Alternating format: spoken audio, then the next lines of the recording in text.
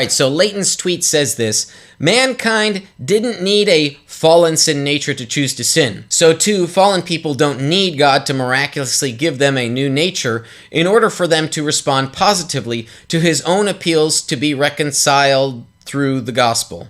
I probably did a 2.5-hour video. I don't know, and I don't care. White does care, which is why he gives Flowers his attention. Here's what he said: mankind didn't need a fallen sin nature to choose to sin. If we're talking about in the garden, that's true. White agrees with Flowers' first sentence. Mankind at the start didn't need a fallen sin nature to choose to sin. Of course, raises the whole question, which is, in my mind, the complete black hole of Leighton Flowers' theology. That is, was there a divine decree? What's the basis of that decree? He just does not have answers to that. He says Flowers doesn't have an answer. I haven't watched enough. I see no problem with saying, yes, there was a divine decree. The question is, what was the contents of the decree? Plain and simple. It could be as simple and as short as God creating the universe. Let us make man in our image, right? Just read the creation accounts. The divine decree could be as simple as that. That's why he is constantly flirting with open theists and stuff like that, because he just knows he can't go there. He could go there. It's technically true that mankind, as represented by Adam in the garden, didn't need a fallen sin nature to choose to sin. We don't need to smuggle in White's federal headship view here. According to the Genesis accounts, at least what we're told about mankind is that Adam and Eve were the first couple, and so they were the only ones. There were no others to be represented. We don't need to add that qualifier that White adds into this sentence in order for the sentence to be true. So now he's going to try to make a parallel, whether it's a biblical parallel, logical, rational. His use of allegory and stuff like that is infamously bad. So too, fallen people don't need God to miraculously give them a new nature in order for them to respond positively to his own appeals to be reconciled through the gospel. The first thing, it's painfully obvious, is the attempted parallel is non-existent. At least to anybody who's reads the Bible. There is no parallel here. He says so too, but there's no foundation for the so too. There's no foundation for the so too. So at the start of this episode, I said White's going to be right on a technical point. This is it. Yes, White is correct. There's no connection to this so too. It's an easy fix to be remedied. All Flowers has to do is say, just as mankind didn't need a fallen nature to choose to sin, so too, and so on and so forth.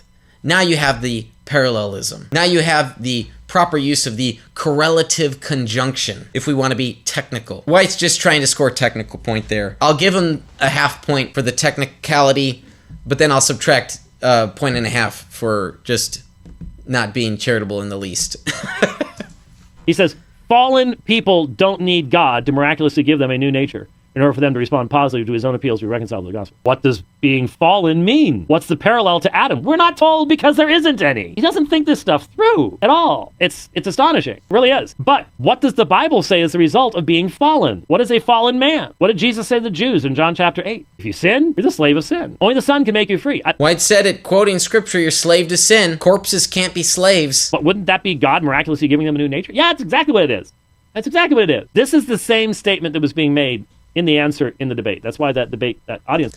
Let me talk about slavery as well, as this is on my mind. There's a certain assumption here that's also being unstated, and it's that the Christian, the genuine Christian, or to use once saved, always saved, or eternal security language, the true Christian. Why is it that we think, or it's commonly conveyed, that the believer wouldn't struggle with sin anymore? Paul's writings in Romans, talking about should we continue to sin? By no means. It clearly indicates that there are Christian people struggling with sin and that it's a process. So in order to be freed from sin, for some people, it's a process. It takes time, effort, energy, prayer, fasting. It's a process.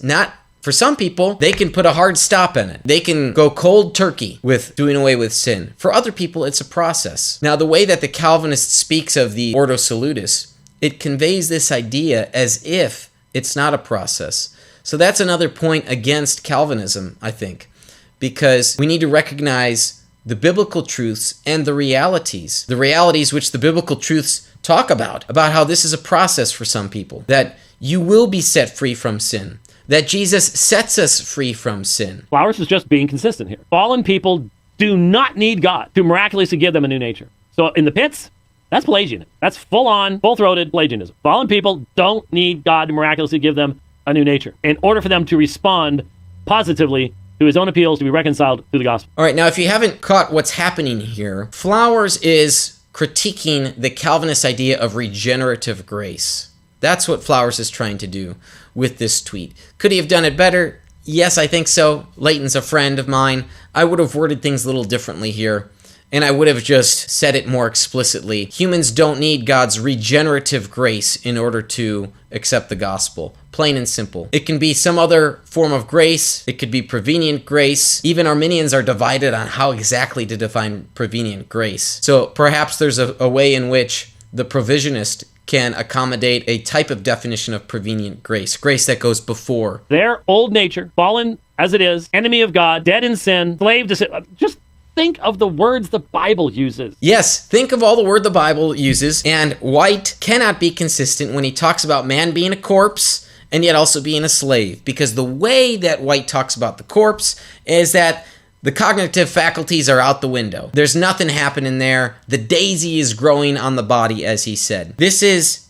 incompatible with the imagery of the human being a slave who has cognitive faculties at work, but whose master is Satan. Compare that with a different interpretation of being dead in sin with regard to, by means of, the mode or method that you are dead is because of the way that you are sinning. That's the more appropriate and accurate way to understand Paul in Ephesians 2. I can read it again if you'd like from Marcus Bart's translation.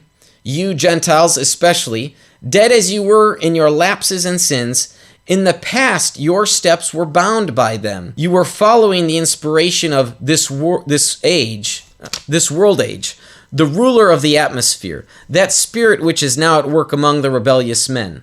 So you were dead with regard to these things, right? The ruler of the atmosphere, that spirit which is at work among the rebellious men.